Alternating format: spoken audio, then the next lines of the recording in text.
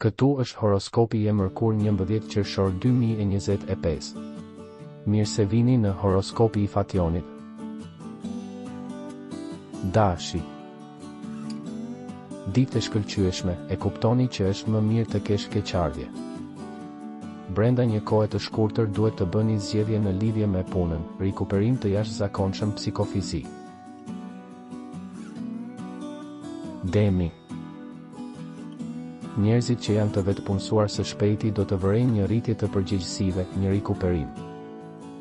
Unë rekomandoj që të kërkoni të gjitha çështjet ligjore, edhe nëse ka pasur një të kaluar të vështirë mund të rikuperohet.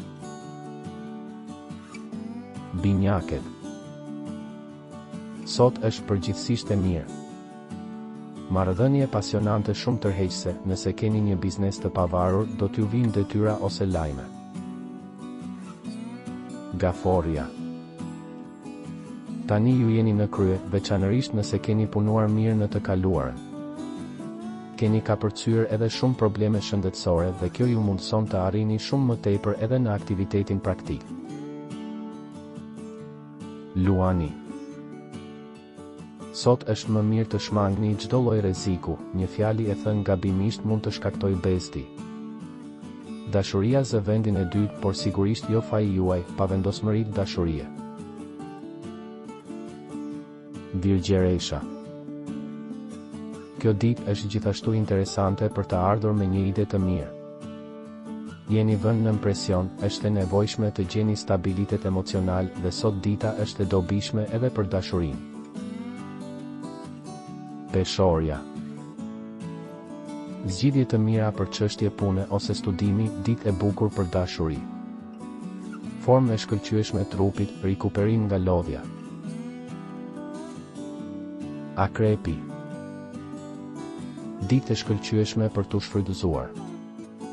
Kjo është një periudhë e veçantë për ndjenjat dhe çifte që e duan njëri tjetrin mund të mendojnë të kenë një fëmijë. Shigjetari. Ditë që ndihmon takime të reja dhe gjithashtu miqësi të mira që mund të sjellin diçka më shumë. Do të përballeni me një projekt sfidues.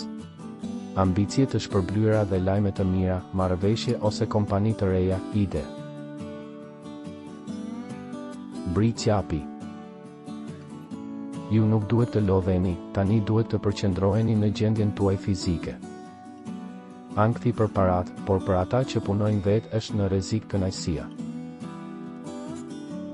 Ujori. Është e rëndësishme të zgjeroni rrethin e kontakteve dhe shkëmbimeve të biznesit. Ju duhet t'i bëni gjërat në një mënyrë të kujdesshme dhe të qetë, përndryshe shpërqendrimi mund të jetë një burim telash. Në dashuri, përkushtohuni më shumë ndaj partnerit. Peshqit. Ditë pozitive për marrëdhëniet me të tjerët. Mirëmbrëmja e mire. Nëse nuk doni të humbisni horoskopin, regjistrohuni dhe aktivizoni njoftimet. Ditën e mire.